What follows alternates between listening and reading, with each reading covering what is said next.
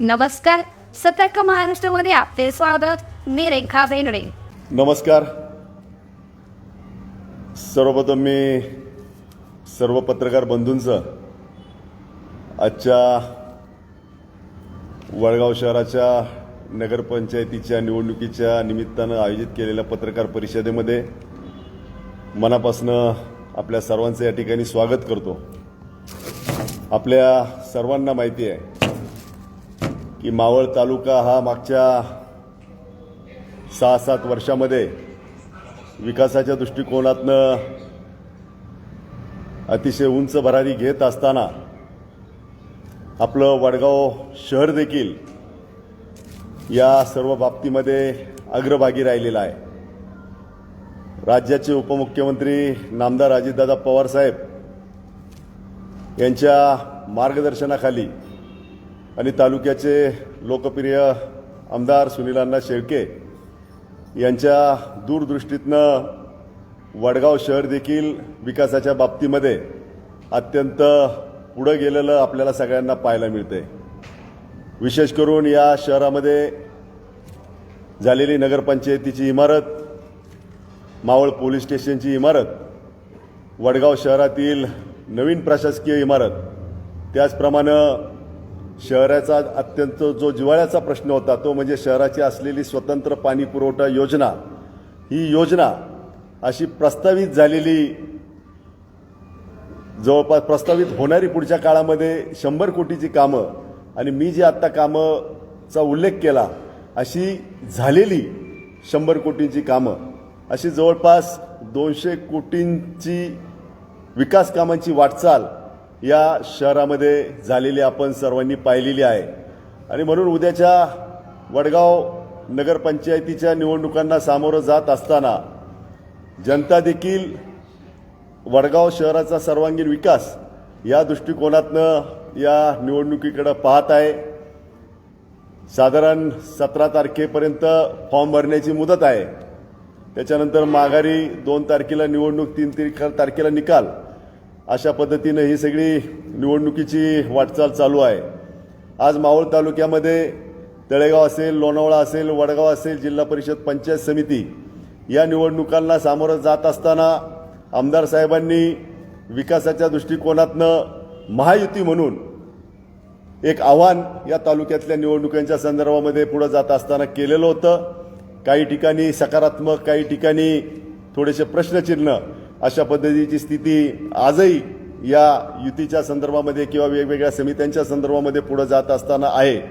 म्हणून आम्ही मंडळींनी देखील एक हात त्यांना समोर करत असताना पक्षांनी देखील पक्षाची तयारी ठेवली पाहिजे. या दृष्टिकोनातनं उमेदवाऱ्या जाहीर करण्याचा पहिला टप्पा आम्ही लोणावळा असेल, तळेगाव शहराचा त्या ठिकाणी पार पाडलेला आहे.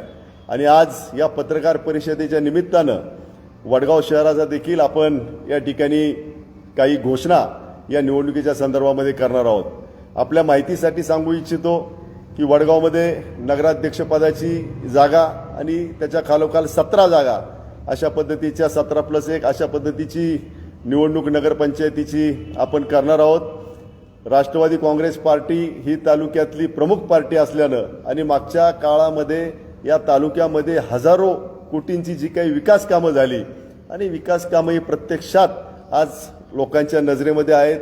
लोक देखील या कामांच्या संदर्भामध्ये सुनील शेळके यांचं नेतृत्व त्या ठिकाणी ॲप्रिशिएट करत आहेत की एक विकास करणारा नेता आणि त्याच्या बरोबर लोकांची चालण्याची मानसिकता आहे. म्हणूनच या निवडणुकीला सामोरं जात असताना सगळ्याच निवडणुकांमध्ये स्पर्धा देखील प्रचंड आहे. आज वडगाव शहरामध्ये 17 उमेदवार जरी नगरसेवक म्हणून त्या ठिकाणी जाणार असले किंवा एक जरी नगराध्यक्ष त्या ठिकाणी निवडून येणार असला तरी सुद्धा खाली कार्यकर्त्यांची संख्या प्रचंड असल्यामुळं थोडासा या सगळ्या गोष्टींसाठी विलंब होत आहे.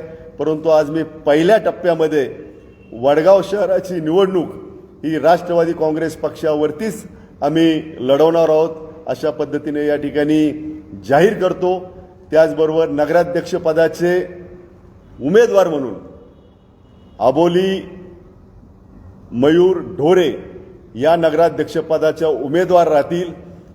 त्यांच्या 5 वर्षाच्या कालावधीमध्ये काही कालावधी अजून किती द्यायचा काय द्यायचा या संदर्भातला निर्णय आमची कोर कमिटी वडगाव शहराची आणि तालुक्याची त्या ठिकाणी घेईल.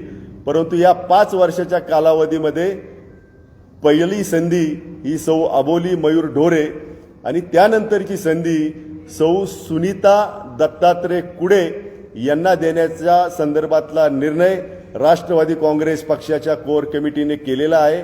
याची नोंद आपण सर्व पत्रकार बंधूंनी या ठिकाणी घ्यावी आणि लवकरच पुढचे जे काही 17 उमेदवार आहेत त्या संदर्भामधल्या घडामोडींना वेग येऊन त्या देखील आज संध्याकाळपर्यंतच त्या ठिकाणी मार्गस्थ होतील अशा पद्धतीचा विश्वास या निमित्ताने देतो. आपण सर्वजण या पत्रकार परिषदेच्या निमित्तानं अगदी शॉर्ट नोटीसवर उपस्थित आलात. आपले देखील मनापासून या ठिकाणी आभार व्यक्त करतो आणि आजची पत्रकार परिषद या ठिकाणी संपली असं जाहीर करतो. आपल्या परिसरातील ताज्या घडामोडी पाहण्यासाठी सतर्क महानसी या आपल्या चॅनलला लाईक, शेअर आणि सबस्क्राईब करायला विसरू नका. संपूर्ण महाराष्ट्रात प्रतिनिधी नेमणूक चालू आहे. आमच्या चॅनलचे अधिकृत प्रतिनिधी होण्यासाठी दिलेल्या नंबरवर संपर्क करा. धन्यवाद.